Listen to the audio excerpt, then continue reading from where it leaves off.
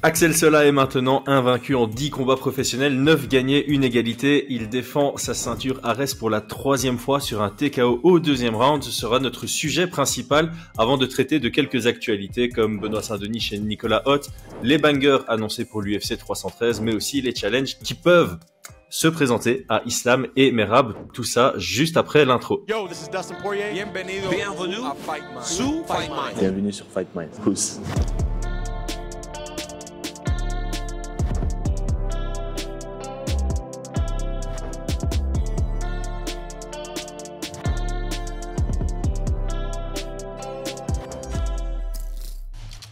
Paris sur le MMA avec Unibet. Quelle sera l'issue du combat? Une soumission? Un KO? Paris sur la prime numéro 1 avec Unibet. 100 € de bonus sur ton premier pari. Aldric, ça fait longtemps, ça fait plaisir. Plaisir partagé. Comment tu vas? On va commencer parce que ça fait tellement longtemps. Comment vas-tu? Ben écoute, ça va. En fait, des fois, j'aimerais juste pouvoir appuyer sur un bouton et profiter du moment présent. En fait, tu vois, on a terminé une fight week avec 2 belles victoires, Sofiane Boukissou et Axel Sola qui continuent sa brillante carrière invaincue à 9-0. Et en fait, au lieu de savourer le plaisir, il faut repartir. On repart au COF vendredi et la semaine d'après avec Damien Lapillus. Et j'espère que dans l'intervalle, on aura signé le combat de Manon. Donc des fois j'aimerais juste pouvoir prendre 2-3 jours pour pour savourer un petit peu ce qu'on arrive à faire et le plaisir de voir tous ces combattants gagner. Ouais, je comprends. C'est important de pouvoir un peu se rendre compte, prendre le temps de se rendre compte de ce qui se passe et de ce qui vient de se passer, pouvoir un peu profiter, savourer, parce que là t'es continuellement dans l'action. Et t'as pas le temps de célébrer, tu dois déjà te concentrer sur la nouvelle échéance qui est sérieuse. Écoute, on va prendre une heure, on va essayer de profiter pendant l'heure. Et là justement, pendant l'heure, on va notamment parler de ce brillant week-end que tu viens de vivre.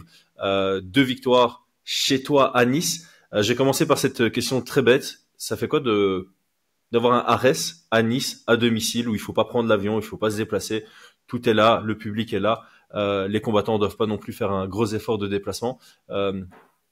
En quoi est-ce positif? Est-ce qu'il y a des éléments négatifs à ce genre d'expérience? Non, très honnêtement, il n'y a pas de négatif dans la mesure où c'était très bien organisé. Et en fait, ma seule, entre guillemets, c'est pas une crainte, hein, c'était que le public réponde présent. On avait déjà quand même des certitudes dans la mesure où nous-mêmes, on avait organisé un gala il y a quelques mois, au mois de mai dernier, avec une carte qui était certes 100% locale, mais avec toute une prélim amateur. Même si c'était un très haut niveau amateur, puisque c'était les frères Muris, Orges Bajrami et Kalim Mastouri, qui sont d'ailleurs tous les 4 en sélection équipe de France pour les championnats d'Europe qui vont avoir lieu dans pas très longtemps. Donc, félicitations. c'est aussi une grande satisfaction.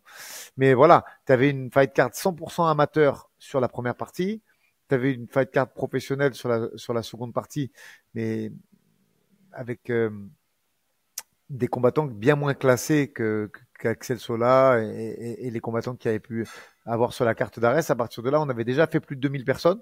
Donc, c'était un signe intéressant qui laissait présager beaucoup d'engagement de la part du public niçois et aux alentours. Et là, ça n'a pas manqué. J'ai entendu des chiffres à plus de 5000, 5200 ou 5300 si je dis pas de bêtises, avec un quasi sold out, avec une salle, avec un public aussi connaisseur qui ne sifflait pas les séquences de sol, tu vois, qui était un public avec des vrais passionnés de MMA en plus, avec le suivi des élus locaux qui nous aident au quotidien. Donc pour ça, c'est une grande satisfaction. Ouais, donc c'est très positif parce que ça devrait donner envie à Ares de revenir et potentiellement aussi à d'autres promotions, parce que quand il y a un peu une nouvelle zone géographique qui s'ouvre à des gros événements de MMA et que ça fonctionne bien, que le public répond présent et répond positivement en termes d'ambiance, forcément ça donne envie à la promotion de retourner. Maintenant les process sont en place, la salle est trouvée, donc potentiellement qu'on pourrait retrouver Ares sur place, mais d'autres promoteurs pourraient s'intéresser aussi à Nice pour revenir organiser leurs événements là-bas. Avant de parler d'Axel Sola, tu as eu un autre combattant, Sofiane Boukissou, qui remporte de nouveau sur une Kimura. Je sais pas la quantième c'est dans sa carrière, mais c'est sa spéciale. J'imagine que lui, ça devait lui faire un peu chaud au cœur, parce qu'en termes d'objectifs, si j'ai pas de bêtises, il prend plus les combats pour le kiff? Bah, il a 38 ans, Soufiane, mais quand même, je pense Voilà. qu'au niveau de l'envie, il avait une seule envie, puisqu'il a quand même commencé un peu le haut niveau avec Ares, le fameux combat contre Regrug. Et même si il a brillé dans d'autres grandes organisations comme l'UAE Warrior et tout ça, il avait besoin de s'imposer tout simplement à l'ARES et devant son public. Et je pense que c'est un combat qui tactiquement a bien été mené parce qu'il est dangereux, Kenzo Suarez. Mais on avait décelé quelques petites faiblesses sur la défense de lutte et le sol. Et vraiment, voilà, il est fidèle à lui-même, très à l'écoute du game plan, parfaite exécution. Et il a eu, franchement, il y en a plein qui disent oui, Kenzo, il a fait une petite erreur parce qu'un coup d'écarté dans un combat, c'est une erreur normalement qui est rattrapable. Et ben là, il a capitalisé dessus et cette toute petite erreur qui aurait pu être inaperçue et infime, elle lui a coûté le combat. Et donc sur le plan sportif, évidemment, une victoire, ça fait toujours plaisir, mais je pense que sur le plan humain, ça doit être cool de pouvoir vivre ça pour Ouais, moi, je suis content pour lui. Je Lukichou. suis content pour lui, il mérite et j'espère qu'il va pouvoir finir sa carrière au sein de l'ARES avec encore de belles années devant lui. Ah ben, c'est tout ce qu'on lui souhaite. Parlons maintenant de Axel Sola. Une nouvelle victoire avec la manière de nouveau. J'ai envie de poser une question un peu différente. Hein. C'est la manière d'aborder un combat dans lequel on est très favori. Si je dis pas de bêtises, sur son run en tant que champion, c'était potentiellement le combat où il était le plus favori sur papier. Ouais. Avec Brian, on en parle assez souvent quand on parle de l'UFC et tout ce qui s'ensuit. Quand tu es très favori dans un combat, il y a certaines attentes. Il y a certaines attentes qui peuvent rajouter une pression. Est-ce que Axel et toi avez ressenti ce genre de pression de devoir performer à tout prix, ne pas finir le combat serait peut-être une déception, ou ça a été un combat qui a été pris au sérieux comme n'importe lequel autre, et par conséquent, d'un point de vue mental, on était sur la même approche que d'habitude. Tu sais, et tu connais bien le milieu, moi je trouve... Déjà, je vais répondre à ta question. Après, on développera sur le matchmaking et les difficultés qui sont celles d'un entraîneur, d'un manager et même d'un matchmaker d'une organisation comme celle de Ares. Mais déjà, pour répondre à ta question, moi, mon impression, c'est qu'entre la 200e et la 400e place, Fight Matrix, il y a un niveau qui est très nivelé et très groupé. C'est-à-dire que un mec qui est pas connu peut être très fort. On a vu des Vlad Gutou et même des Tourpal Yunusov avec moins de 5 combats qui avaient un niveau très au-dessus que leur record laissait à penser. Mais globalement, je trouve qu'entre 200 et 400, tu as des mecs qui ont une vingtaine de combats ou tu as des faire-valoir qui ont plus de 35 ans et qui sont à la fin de leur carrière. Et là, tu peux avoir un combat plutôt facile, ne nous le cachons pas. Ou alors, tu as des mecs qui sont avec des plus de 15 ou 20 combats, qui s'entraînent avec des professionnels, qui s'entraînent avec des mecs de l'UFC et qui sont encore très dangereux. Et ça, qu'ils soient 200e et 400e, pour moi, c'est la même chose. Et je vais te donner une comparaison extrêmement simple et encore dans le mental de tout le monde. On a vu un magnifique KO de Amin Ayoub au dernier Ares, pour sa dernière Ares, contre un Brésilien qu'il n'a pas mis en difficulté, mais qui lui a tenu la dragée haute sur les premières minutes de combat, qui a réussi à le takedown. Ce mec-là était 400e mondial. Ce mec-là était 400e mondial. Petite dédicace, mais très amicale. Vraiment, moi, je suis en cette année vers l'ouverture. Tout le monde sait, enfin tout le monde sait, non, pas tout le monde sait, mais on va annoncer, j'espère, dans les 48, 72 heures à venir, l'ouverture de la nouvelle salle, j'espère. Soyez restés connectés, mais on fera l'exclu sur Fight Mind, ça c'est une certitude. Et je veux que ce nouveau concept soit ouvert à tous les managements.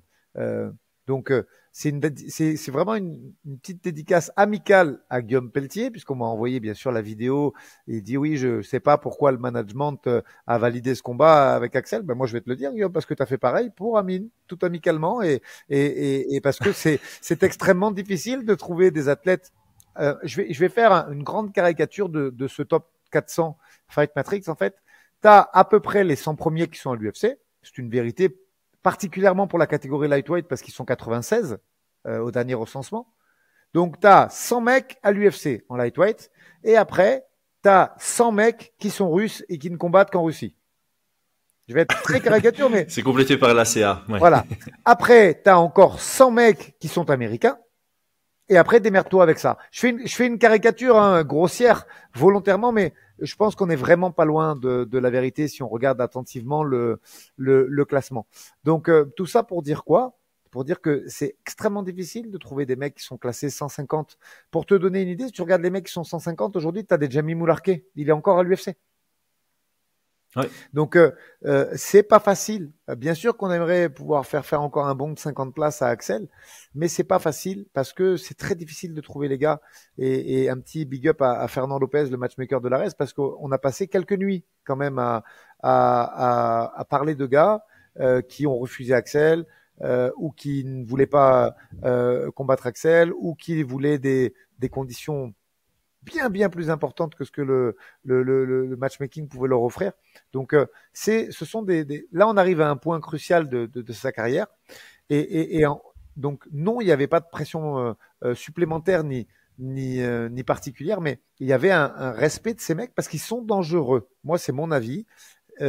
Tout ce qui est entre 200 et 400, c'est dangereux. Ça a de l'expérience, et à moins que ce soit des pré-retraités ou des bientôt retraités, ce sont des individus qui sont toujours très dangereux. Là, en l'occurrence, on avait un striking solide. Il s'entraîne avec les frères Bonfim. Certes. Ah oui, oui. Après avoir perdu contre un des deux, si j'ai pas de bêtises. C'est ça. Donc, Caio, il a une décision contre Ismaël. Il s'entraîne avec eux aujourd'hui, tu vois. Donc il y avait, et je trouve qu'on sentait un peu le style dans les middle pour ceux qui ont vu le combat. Mais plaisanterie mise à part, voilà, on arrive dans une phase de transition et c'était la même chose pour Virgil Haugen, où on est obligé d'aller taper ces mecs-là parce que aujourd'hui tout le monde essaye de défendre un peu son pain. Et c'est difficile d'aller chercher des gars qui sont 150 Fight Matrix et pas sous contrat avec l'UFC. Et pas russe, parce qu'en ce moment, c'est difficile de les faire venir. Et sinon, tu as les Américains, mais qui sont LFA et tout ça. Et aujourd'hui, les Américains, ils ont un petit temps d'avance sur nous, les Européens. Pourquoi? Parce qu'ils ont un visa et que sur tous les short notice américains, ils sont prioritaires à nous. Et donc, ces mecs-là, est-ce qu'ils ont envie d'aller risquer leur palmarès en Europe contre un prospect européen? Pas du tout. Donc, il y a vraiment, et je défends personne. Je parle d'une réalité. C'est vrai qu'aujourd'hui, c'est difficile d'avoir. C'est vrai qu'Axel est aujourd'hui 180e Fight Matrix et c'est compliqué d'avoir un mec qui est 150. C'est compliqué, voire impossible. Soyons honnêtes. Et dernière chose pour parler de ces classements comme ça, on explique un petit peu à nos auditeurs l'envers du décor et la façon de fonctionner. Je me suis amusé moi à faire des moyennes sur des premiers combats UFC qui ne sont pas vraiment des short notice à la minute. Je m'explique. Aujourd'hui, tu signes à l'UFC, souvent tu remplaces quelqu'un à la dernière minute. Là, en l'occurrence, ce que je vais dire n'est pas valable. Mais tu fais un Dana White Contender Series et derrière, on te propulse sur la grande scène, ou tu signes à l'UFC parce que tu es sur Ares ou sur le Cage Warrior, comme ça a été le cas de qui on pourrait citer en exemple? On pourrait citer récent. Ouais, je voulais même parler d'un Français. Comment Morgan Gomis a signé en passant de l'ARES à l'UFC. Même Morgan Charrière qui a signé parce que ou Morgan de Cage Warrior. Morgan, il fait Cage Warrior UFC, qui prend un Italien qui est 400e Fight Matrix. Point final. Donc, je pense que d'un point de vue managérial, d'un point de vue gestion de carrière, on fait pas une connerie en mettant un mec qui est 400e dans ces cas-là. Ouais. On prend un petit temps pour remercier notre sponsor principal. J'aimerais prendre un court moment pour remercier notre sponsor principal, Unibet.fr. C'est grâce à nos sponsors que nous pouvons produire ce contenu et le mettre gratuitement à votre disposition en enlevant les ads sur les différentes plateformes. Unibet.fr est le site qui vous offre les meilleures cotes sur les combats de MMA. Au vu des dangers des jeux d'argent, on vous invite à vous inscrire uniquement si c'est avec une approche ludique et récréative. Budgétez et voyez ça comme une opportunité de vous renseigner davantage sur le sport qui vous passionne. Obtenez un free bet allant jusqu'à 100 € en passant par notre lien en description lors de votre inscription. Et puis ça pourrait aussi lancer le débat que on a pas mal depuis le recours collectif contre l'UFC, mais quasi toutes les promotions à l'heure actuelle copient un peu le système UFC avec des contrats d'exclusivité. Et donc il y a un peu une guerre de concurrence même au niveau régional qui fait que quand tu lances une promotion ou quand tu as une bonne promotion, t'as plutôt tout intérêt à essayer de construire ton roster et créer des challenger au sein même de ton roster parce que c'est très compliqué d'aller signer des challengers au titre parce qu'il y a rien de disponible en fait. Parce que tu disais voilà, tu regardes le top 400 ou même le top 500 Fight Matrix, tu vas avoir 100 combattants à l'UFC, 100 Russes qui sont indisponibles, 100 Américains qui sont très difficiles à aller chercher parce que là-bas il y a comme tu l'as dit, il y a le LFA et il y a beaucoup d'autres promotions qui sont des tremplins vers l'UFC. Et donc il te reste une petite panoplie de combattants brésiliens, européens, asiatiques. C'est plutôt rare de les faire venir vers l'Europe aussi pour les combats. Et parmi ceux-là, il y en a beaucoup qui sont déjà en contrat d'exclusivité avec différentes promotions. Ou donc les choix sont très limités. Ou dont le management ne veut pas te prendre le risque de prendre un cancer comme Axel.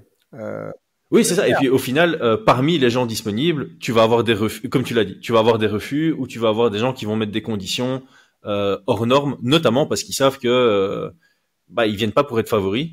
Et ils disent quitte à perdre un combat, autant que je prenne un bon cachet. C'est ça. Donc il y a une difficulté, qui arrive à la fin. On va pas se le cacher. Aujourd'hui, Axel, il est à la porte de l'UFC et cette difficulté ne va pas perdurer. Mais ce sera la même pour matcher Virgile pour son retour et ça commence. Et tu verras que ce sera compliqué aussi. Là, en l'occurrence, si on arrive à propulser Elias Ziroun sur la ceinture des 66, il y a un adversaire puisque tu as quelqu'un qui a brillamment battu Aziz Lali, dont j'ai pas envie d'écorcher le nom, je suis désolé, un anglo-saxon samedi soir. Mais une fois qu'il a passé cet anglo-saxon, ça va être compliqué encore de trouver un adversaire à Elias parce que il a. C'est Josh O'Connor. C'est difficile à écorcher quand même. Et tu vois, j'avais Josh dans la tête, mais pas la suite. Mais voilà. Et aujourd'hui, c'est une réalité, mais qui n'incombe pas qu'à l'ARES. Des fois, franchement, je regarde les mecs qui ont fait les ceintures du LFA, et tu dis ouais, ok, c'est pas non plus dingue, tu vois, parce que aujourd'hui, comme tu l'as très bien dit, il y a quand même quelques orgas. Si on s'intéresse à l'Europe, par exemple, il y a beaucoup d'orgas qui sont en train d'émerger et solides. On peut citer l'ARES, on peut citer le KSW, on peut citer l'Octagon qui aujourd'hui a des tournois avec une rémunération importante. On peut citer le Cage Warrior. Donc ça en fait déjà quelques-unes. Sans parler de ACA. Donc tu vois, tu as des promotions qui sont capables soit d'être un tremplin pour l'UFC, soit de rémunérer plus que correctement les athlètes. Et le point commun de toutes ces organisations, c'est qu'elles font de l'exclusif. Ouais. Donc, et du très exclusif, du très difficile d'en sortir presque. Vraiment pour certaines promotions, c'est à l'image de l'UFC, c'est-à-dire t'as ton contrat, on peut le freeze, tu refuses un combat, c'est prolongé de 3 mois. On arrive à la fin de ton contrat, on a une clause qui nous permet de matcher si tu as une autre offre pendant que tu es free agent et en fait tu n'en sors quasi jamais. Donc effectivement, il y a vraiment cette complexité. Et en plus de ça, maintenant il y a plus de promotions qu'avant. Autant il y a, je dirais, 8 ans et plus que 8 ans, t'avais le Cage Warriors, le champion Cage Warriors, il défendait une fois son titre, il était signé à l'UFC et tu savais que c'était un tueur, tu savais que c'était quelqu'un qui allait faire une carrière à l'UFC. Je pense qu'il y a 8 ans et plus de 8 ans, tu pouvais compter, tu avais besoin de plus de 2 mains pour compter le nombre de signatures Cage Warriors vers l'UFC. Dans les 8 dernières années, ça a drastiquement diminué et l'analyse est très simple, c'est parce qu'il y a de plus en plus de promotions qui payent de mieux en mieux. Donc il y a de moins en moins de bons combattants qui vont au Cage Warriors et qui sont coincés par d'autres promotions. Donc ça devient une vraie galère pour les matchmakers et ceux qui doivent s'occuper de signer de nouveaux combattants parce que les combattants, ils ont enfin un levier, ceci dit. Le point positif par rapport à ça, c'est que les combattants ont un levier parce que quelqu'un qui a 4-0, 5-0, qui commence à avoir un profil intéressant, plusieurs promotions vont s'intéresser à lui, ce qui va lui permettre d'avoir un levier de négociation et de vraiment signer là où ils se sent le mieux. Non, mais la résultante de tout ça, elle est positive. Disons-le clairement.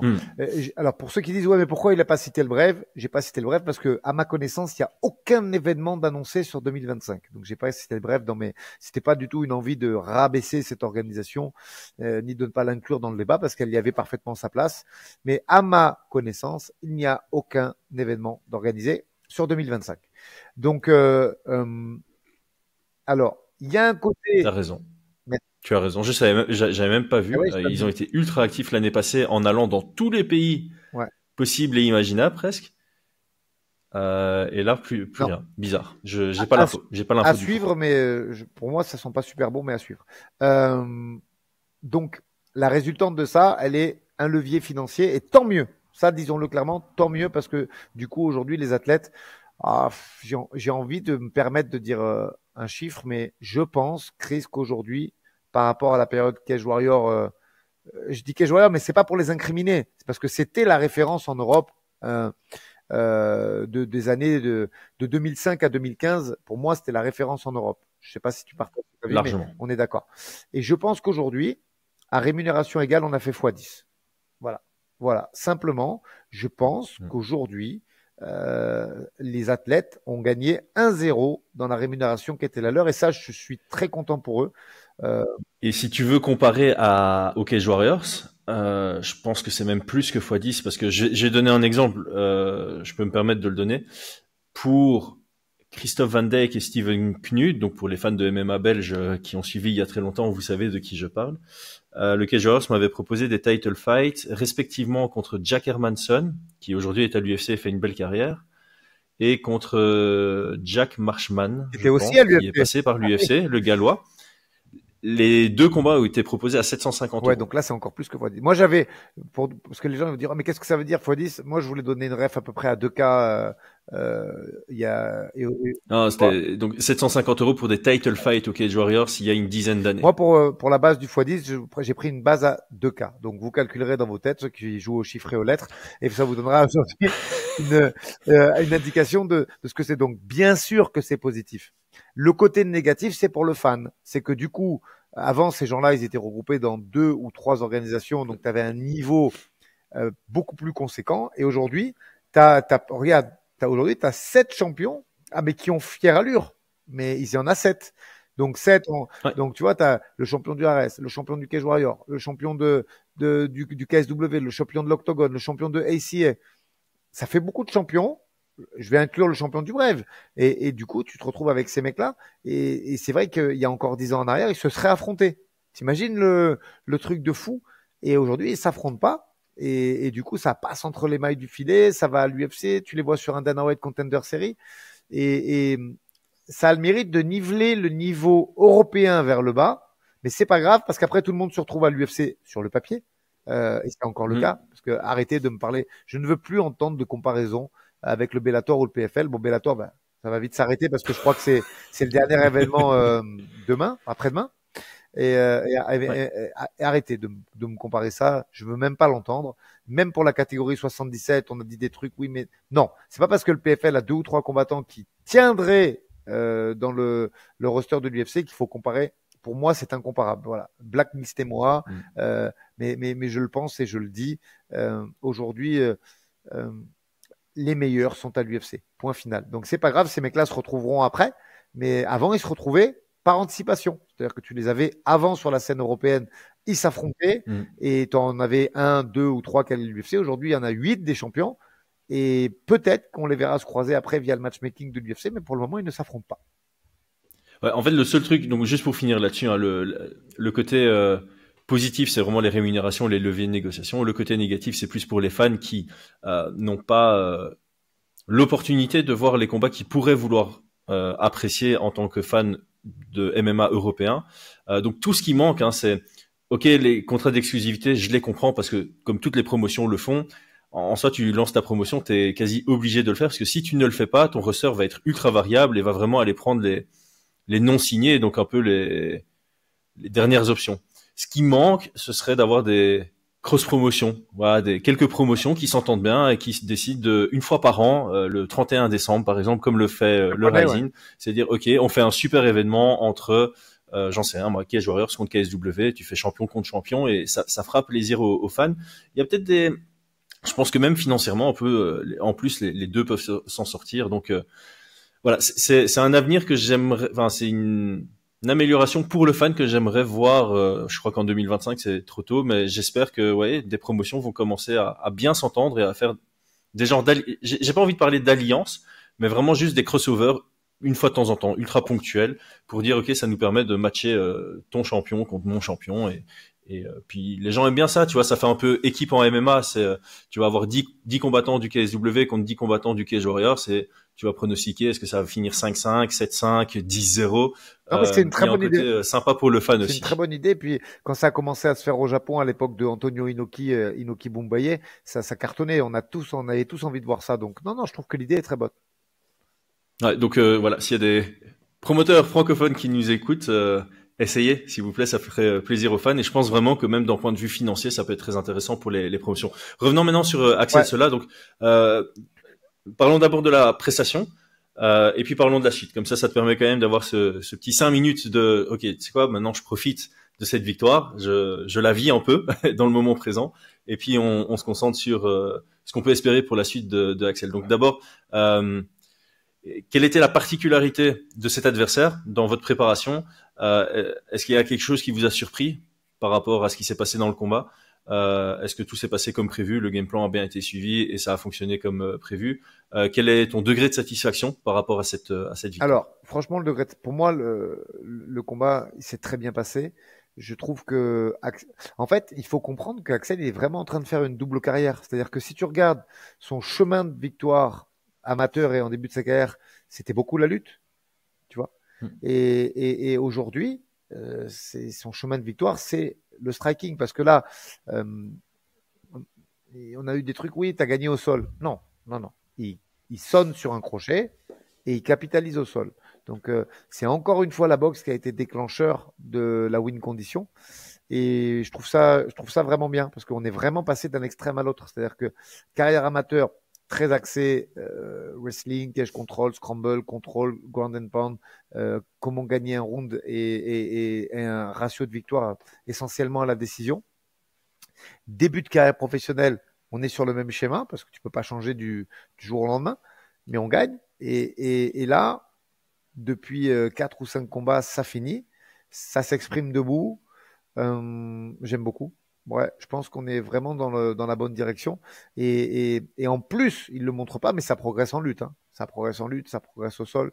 On commence à comprendre beaucoup de choses. Tu vois, là, il me posait la question, il me dit, ouais, mais là, c'est une black belt, c'est complet, il fait des combats de grappling. Je pense que tu vas le défoncer au sol. Tu étais capable.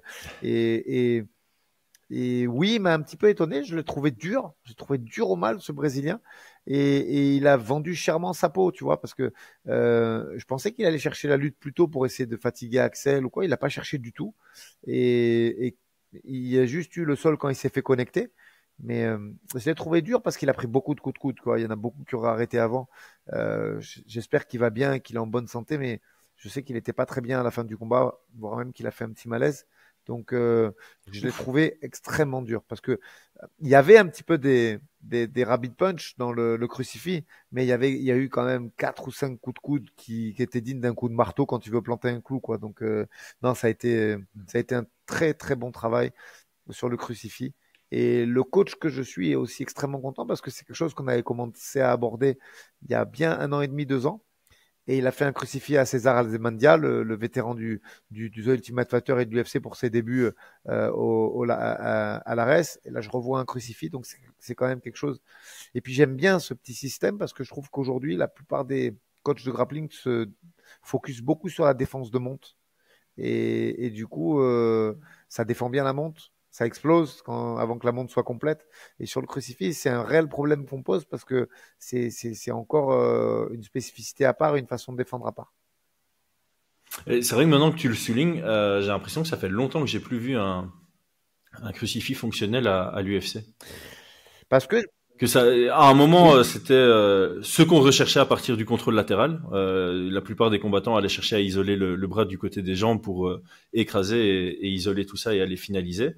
Là, j'ai l'impression que c'est de moins en moins recherché. Alors, est-ce qu'il y a une conscience anticipative de la plupart des combattants qui ne laissent pas cette porte ouverte, ou alors est-ce que c'est plutôt le combattant en position de contrôle qui, du contrôle latéral, va plutôt chercher soit à revenir dans la demi pour un meilleur contrôle, soit prendre la monte.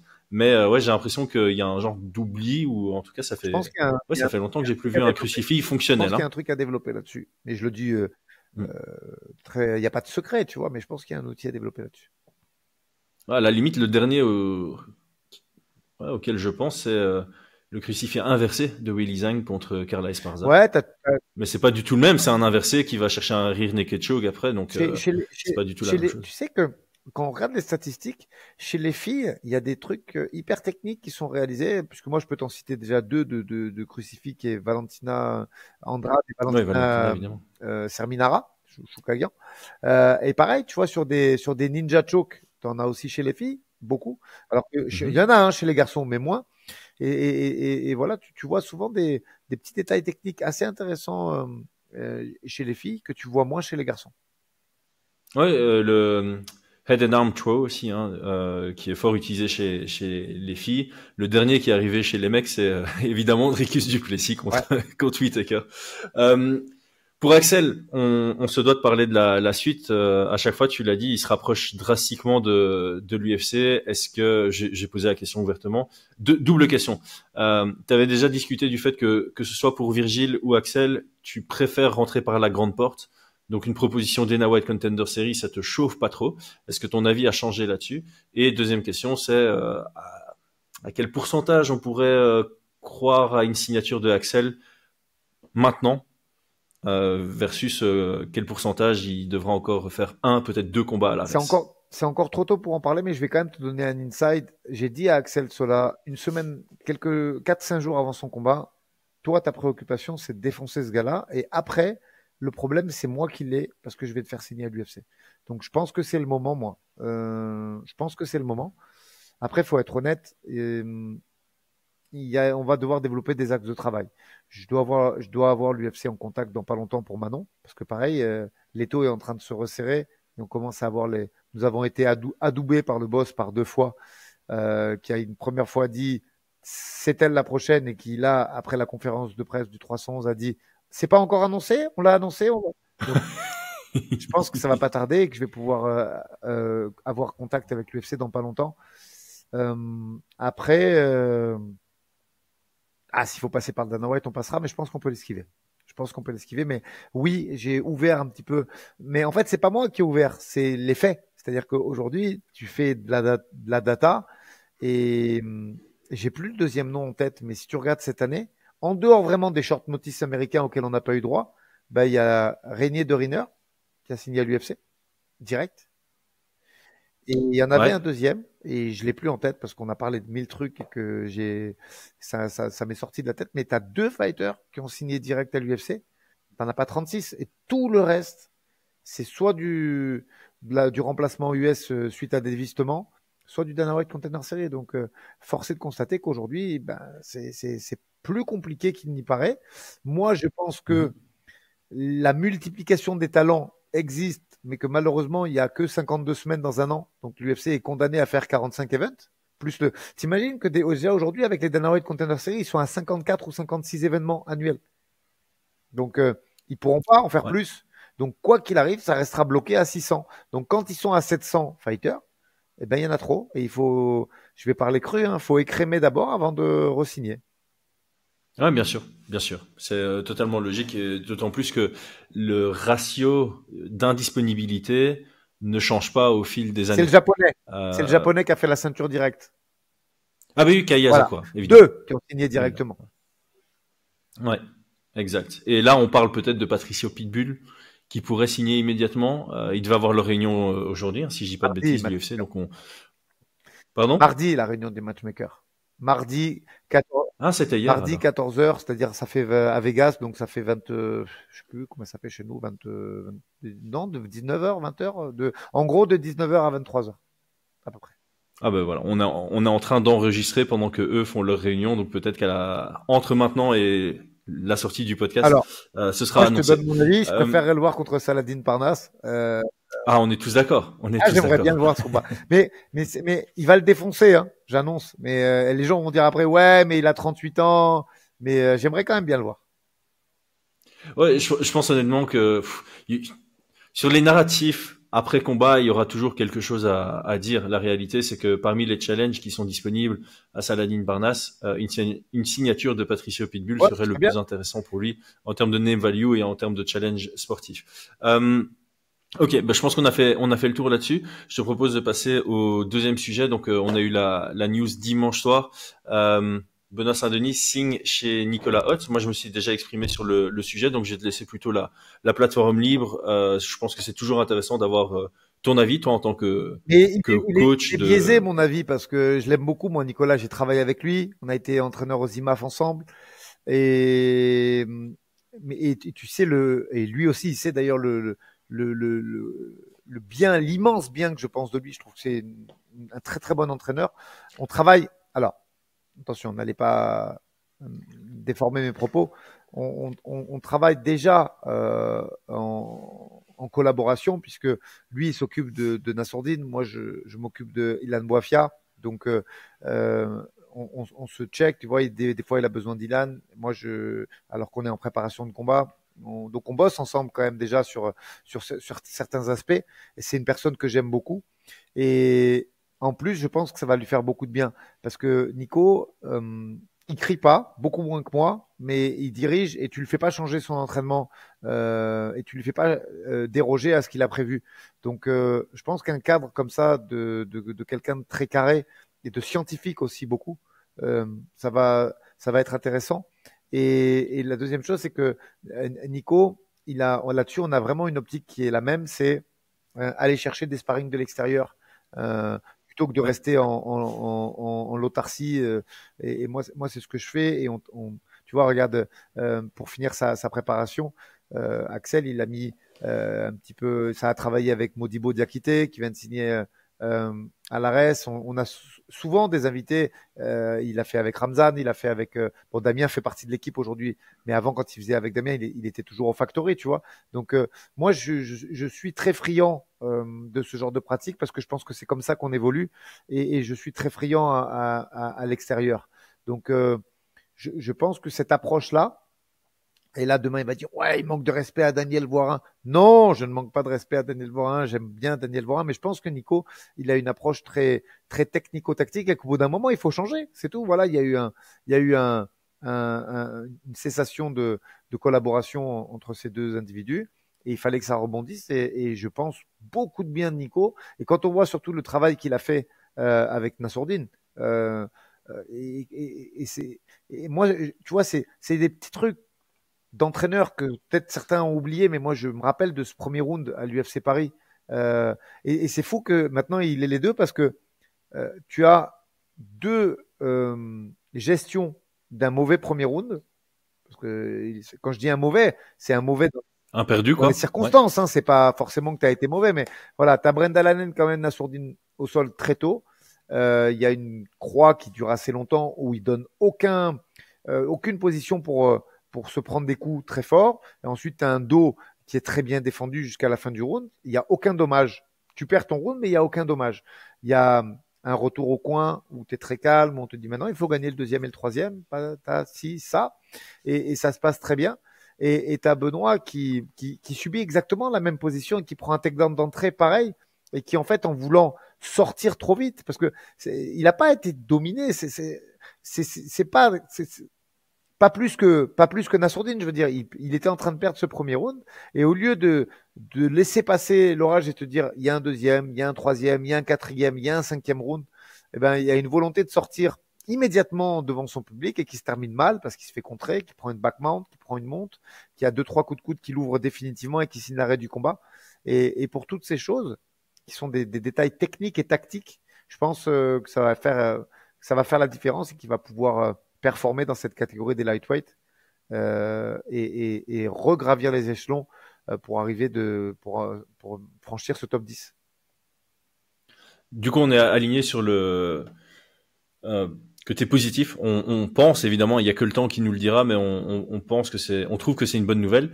Il y a quand même la question que tout le monde se pose et je pense que tu es aussi une bonne personne pour y répondre parce que alors je sais plus dans quel coach talk on en avait parlé, mais tu avais dit que ce qui manquait aujourd'hui en France, c'est notamment le côté un peu centralisé des expertises, des compétences et la possibilité pour les combattants de pas devoir faire des déplacements dans tous les sens pour aller voir le nutritionniste, le coaching mental, la prépa physique, le coach MMA et tout ce qui s'ensuit.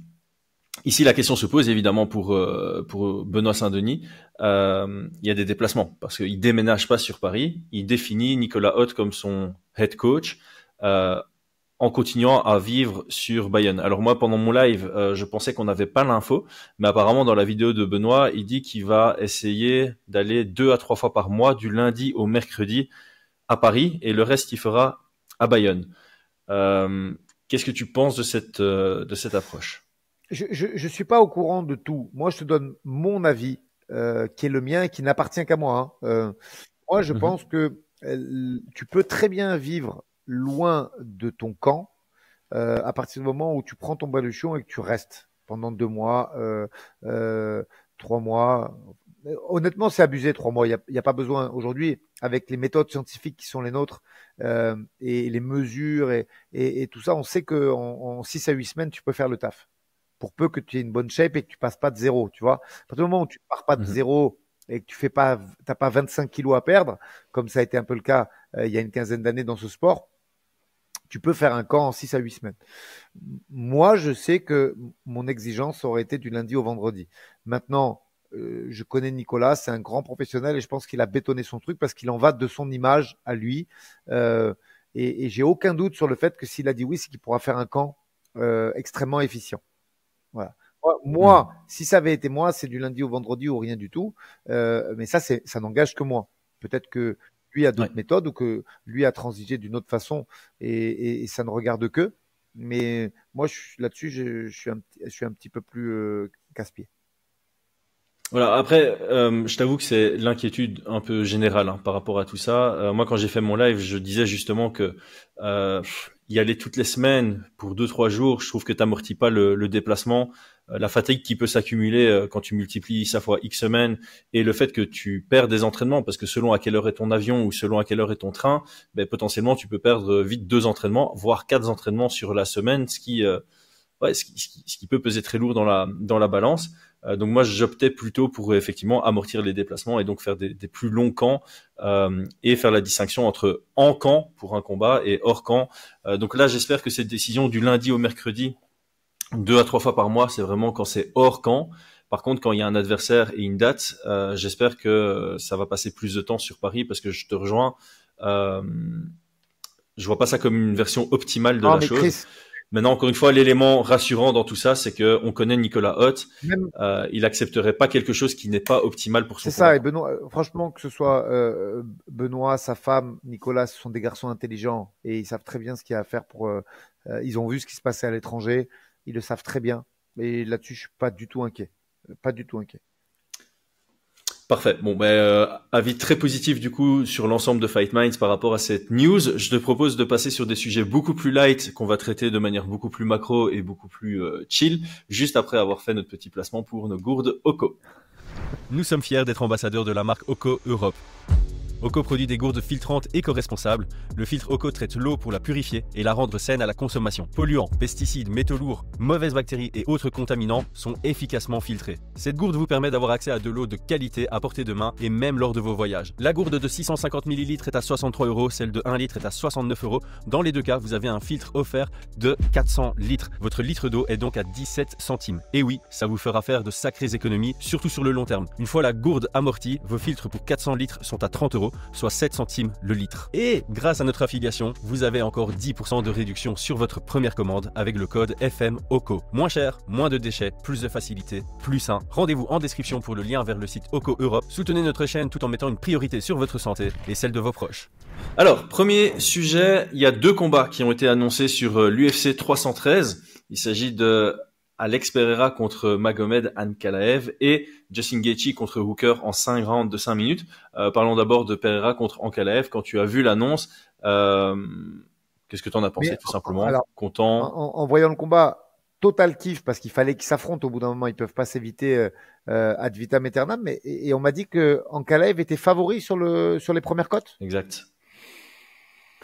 Je pense que aujourd'hui. Bah, t'as vu dans la conversation, je me suis déjà positionné. Moi, j'ai déjà mis une unité sur Pereira qui était underdog à 2,10, je pense, au moment où je me suis positionné. Je sais pas comment ça évolue, mais j'ai vu que ça évoluait déjà avec beaucoup de parieurs qui se positionnaient sur Pereira en tant que underdog. Moi, je suis assez étonné quand même de ça parce que, ok. En fait, on est en train de regarder un garçon sur sa compétence globale et pas sur ce qu'il montre en combat.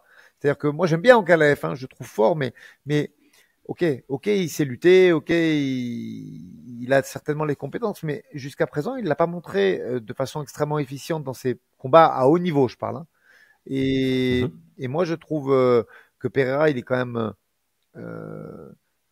il a un capital confiance aujourd'hui. C'est une star maintenant, tu vois. Il commence à voir qu'il a réussi, qu'il arrive à gérer ces mecs qui viennent le grinder et le contrôler au sol, qu'il arrive à s'en sortir. Et du coup, certes, pour moi, c'est le plus grand challenge auquel il a à faire face en 93. Mais de là à le mettre underdog et à mettre Ankalaev favori, je ne serais pas allé jusque-là. Maintenant, je trouve que l'opposition est belle. J'espère que Ankalaev va pas se tromper de combat. C'est-à-dire que s'il reste debout, je te signe tout de suite qu'il va se faire mettre KO. Parce que je le trouve quand même, certes peu orthodoxe, mais il y a trop d'écart. Le mec est vraiment fort debout. Et puis surtout, tu sais, il sort un peu du lot, je trouve. Et on reviendra après sur justement Hooker et Gaethje, parce que ce sont des points communs qu'ils ont les trois. Ça frappe dur, mais Pereira, ça frappe précis et ça frappe avec des setups. C'est-à-dire que il est scientifique dans son approche de comment passer son crochet, à quel moment. Vraiment, c'est le. Je vais utiliser un truc rigolo, mais c'est le John Danner du striking. C'est-à-dire qu'il set-up ses frappes pour connecter ce putain de crochet qu'il est capable de mettre de façon chirurgicale et scientifique. Donc ça, c'est exceptionnel. Parce que, tu sais, au début, on le connaissait pas bien. Tu vois, il a la main lourde. Non, il est capable de le placer, quelle que soit la garde de l'adversaire, avec des mecs, pourtant, qui sont durs à toucher, comme Strickland. Tu vois, il y a des mecs qui ont une garde très spéciale. Adesanya, quand même, il a une responsabilité défensive et il est félin ça passe, il les passe. Il arrive à le faire parce que il set up vraiment ses actions et c'est un striker redoutable et qui plus est avec un capital confiance très important parce que là, il les enchaîne.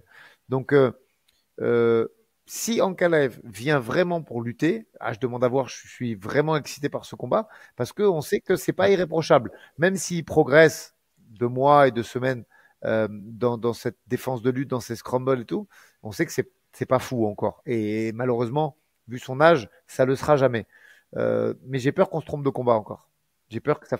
Ouais, c'est ça. Je pense que le combat m'intéresse énormément pour l'aspect potentiel lutte que Ankalaev mettrait dans son game plan et voir comment Pereira a évolué sur cet aspect-là.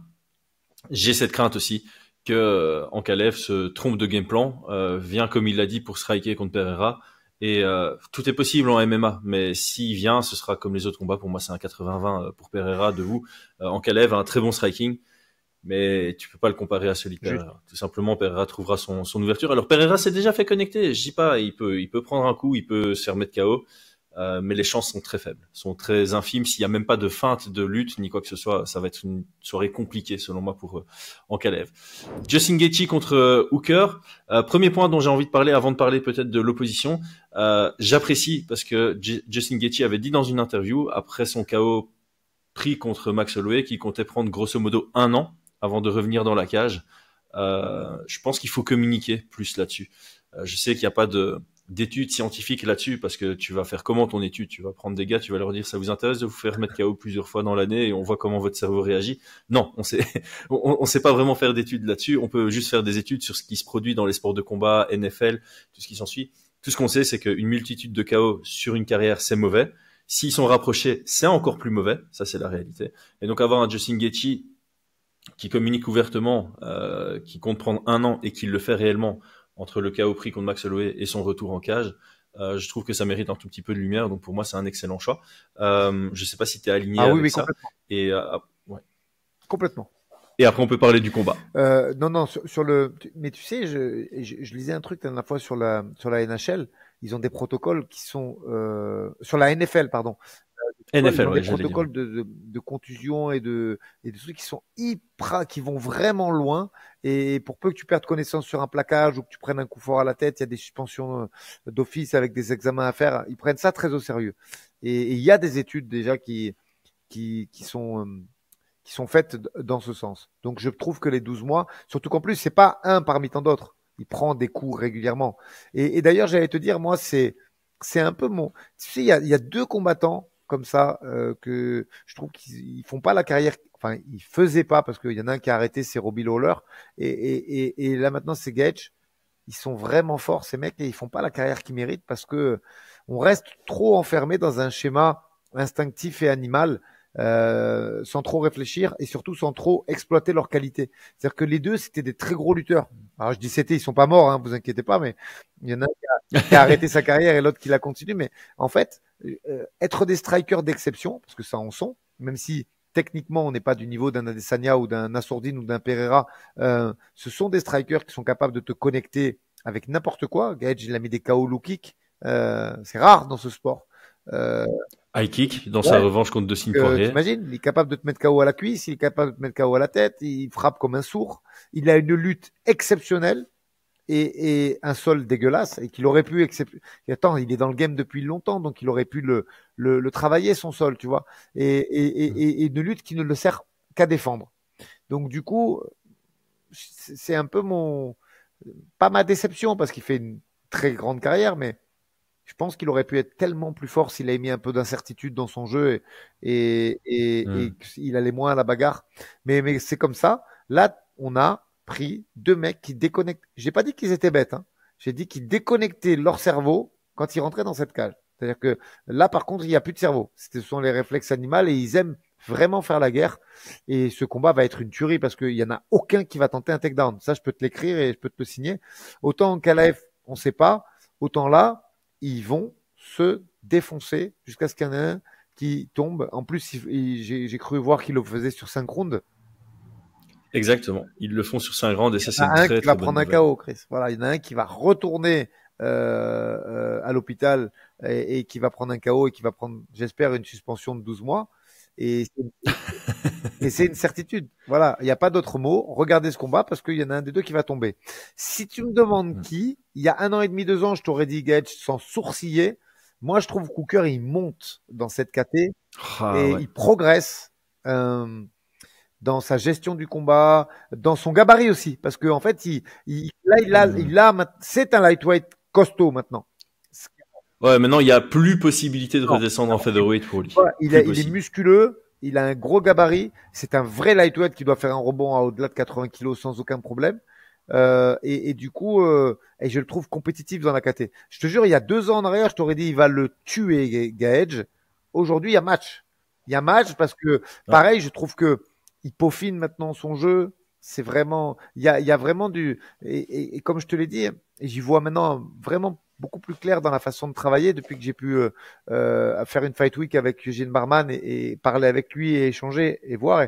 Et ça m'étonne pas les progrès qui sont faits parce que tu sais, c'est le genre de mec qui regarde des cassettes de boxe anglaise des années, enfin des combats, pardon, parce qu'on regarde plus de cassettes aujourd'hui, mais des combats de boxe anglaise des années 50, 60, qui regarde tout ce qui est peekaboo style. Et c'est vraiment un puriste dans ce qu'il regarde et dans ce qu'il fait, que ce soit en anglaise ou en pied-point.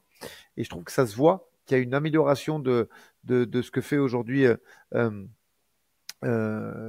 Hooker, Dan Hooker, pardon, et que là, il y a vraiment match. Je pense que là, c'est pas du 50-50, je mettrais quand même un petit peu plus pour Justin parce qu'il a peut-être plus l'habitude des co-main event et ça fait un moment qu'il est stationné dans le top 5 de cette KT alors que Hooker, il a été plus dans le top 15 globalement sur les 2 dernières années. Donc, je mettrais peut-être un 60-40 pour Justin Gaethje, mais c'est un sacré combat. Ouais, moi, il faudrait que je revoie parce que je me demande si je me positionnerais pas du côté de Hooker. J'ai quand même l'impression que le gros défaut de Justin Gaethje, qui ne part jamais, c'est le fait de toujours vouloir arracher une tête. Il n'y a pas de changement d'intensité dans ses frappes. Et on le voit très vite surengagé, perdre l'équilibre sur ses frappes quand ça rate. Et je pense que Hooker sera fort conscient de ça. Et je crois que Hooker est vraiment capable de travailler derrière son jab en se cachant et en étant très imperméable au contre-dur. Et donc je pense que Hooker sera vraiment capable de toucher sans être touché, frustré, et puis contrer quelqu'un qui surengage. Je pense. Mais j'ai besoin de faire une meilleure analyse que ça. Mais mon premier sentiment comme ça, c'est ouais, je penche un peu pour Dan Hooker, peut-être un peu contre le cours de la pensée générale. Je ne sais pas si les codes de Paris sont sortis. En attendant que je les trouve, je te couperai peut-être la parole 2 secondes. On va partir sur nos 2 dernières questions très rapides. Quel est le plus gros challenge pour Islam Makhachev, peu importe la division, j'ai envie de dire, selon toi? À 70, je pense qu'il a fait le tour. Et moi, je vais même aller encore plus loin dans cette pensée, mais en 10 secondes. Hein. Je pense qu'il va laisser la place à Nurma, qui va faire, à mon avis, son dernier combat au Bellator à la fin de cette semaine, et que, comme par miracle, on va voir signer à l'UFC. J'ai aucune info, hein, c'est pas un croustique, je te laisse comme ça, c'est ma pensée à moi. Tu crois que contractuellement c'est possible? Je fais juste une petite parenthèse. Justin Gaethje est bel et bien favori à 1,50 contre Dan Hooker. Je ferme ma parenthèse. Je répète ma question. Ouais. Est-ce que tu penses que contractuellement le PFL / Bellator Je pense que pourrait laisser Je pense partir? que Khabib fait ce qu'il veut dans l'orga. Il a tellement de mecs sous contrat là-bas, je pense qu'il fait la pluie et le beau temps. Voilà mon avis. Et je parle même pas de Ali Abdelaziz, je te parle de Khabib.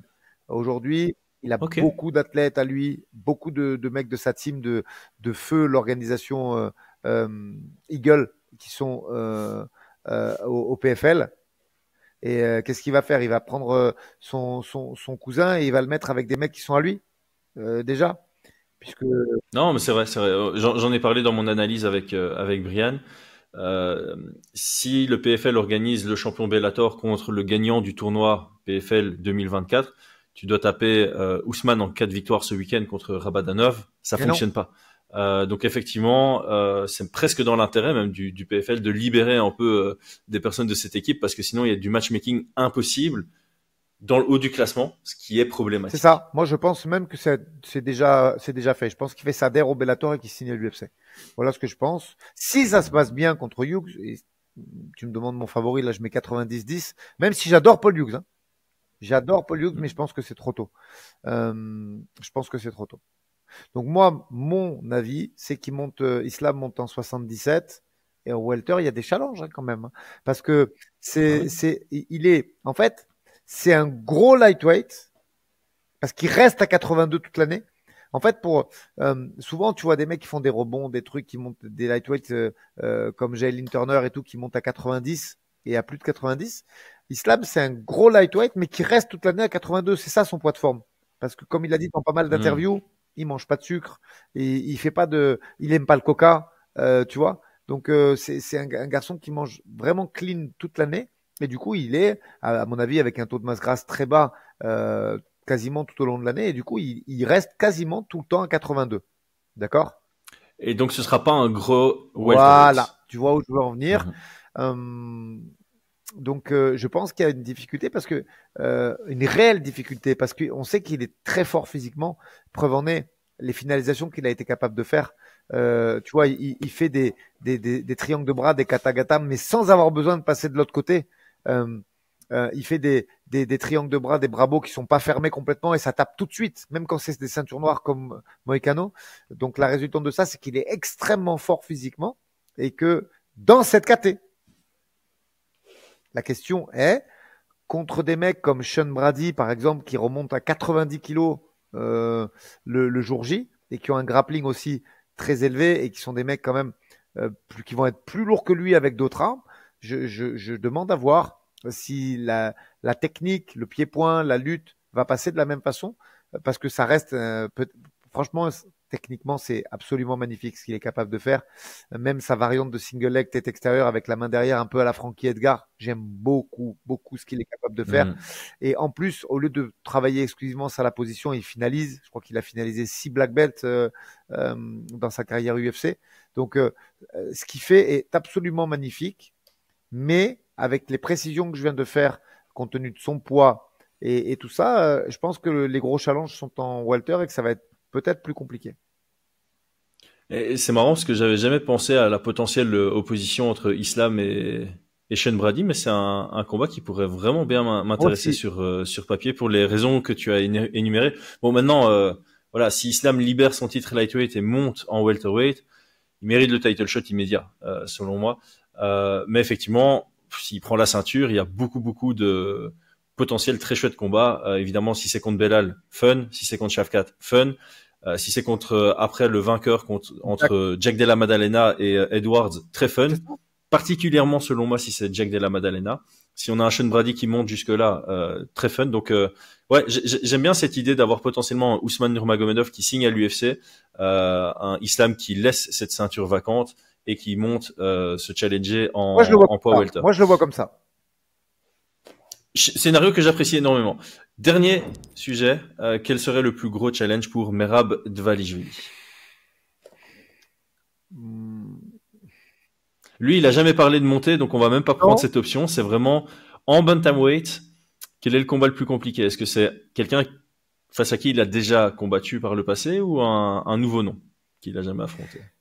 Tu m'en as parlé depuis un jour ou deux et je réfléchis, hein. J'essaie vraiment, tu vois, mais pour moi, pareil, je pense que c'est le rematch et même s'il se passe pas tout de suite, parce que quand même, moi je vais donner mon avis puisque je l'ai pas encore donné sur la chaîne. 1-2, il y a même pas photo. 3, moi je suis absolument pas d'accord avec la pensée unique, il le perd. Nurma, je pense vraiment que c'est Merab qui revient sur ce 3 et qui mérite d'avoir son 3e. Et 4-5, il n'y a pas photo. Après, à quel moment il s'est cassé la main? Ça, c'est aussi un autre débat. On ne sait pas. Il y en a qui, Merab dit au 5e, lui il dit au 1er. Et pour avoir vu ne serait-ce que des doigts fracturés. Et là, franchement, la main, elle avait vraiment une sale tête à la fin du combat. Et la main avait une sale tête. J'aime bien la phrase, mais t'as entièrement raison. Et je pense que ça peut vraiment être handicapant. Donc, je vais pas être, franchement, hein, j'ai réfléchi, j'ai regardé les petits jeunes qui arrivaient dans la KT, j'ai regardé le top 15, j'ai regardé les adversaires qu'il y avait autour. Non, pour moi, le plus gros challenge, c'est le rematch. Parce que, voilà, ils ont identifié des faiblesses, que quand même, les 2 premiers rounds, ils ont été gagnés très nettement. Et du coup, je pense qu'il n'aura pas lieu tout de suite, malgré tout, parce que il a eu c'est vrai que je comprends que Merab se soit énervé parce qu'il y a un petit peu d'injustice quand même dans l'attribution du title shot. C'est-à-dire que normalement, quand on compare avec Manon, par exemple, il faut nettoyer, karchériser la KT pour en bénéficier. Et là, bah, tu bats une victoire dans le top 15, voilà, et c'est tu bon. vois. C'était ça le narratif. Donc, je pense que compte tenu de cet aspect de l'attribution du title shot, il va devoir refaire 1 ou 2 combats en dessous. Et malgré tout, je vois pas pourquoi ils montraient, puisqu'ils justement, ils se sont séparés, les 2 amis, pour que Aljo puisse monter au-dessus. Donc tu as raison, je pense pas du tout qu'il va monter. Et je le trouve pas monstrueux pour la KT, je le trouve costaud, mais pas monstrueux, Merab, pour la KT, tu vois. Ouais, c'est surtout qu'il est très petit. Je pense qu'en termes de poids, il fait ses gros cuts et il a un poids élevé pour un bantamweight le soir du combat, mais il est vachement petit. Et ça, chez les featherweight qui seront potentiellement plus lourds que lui, avec une différence de taille comme ça, ce sera.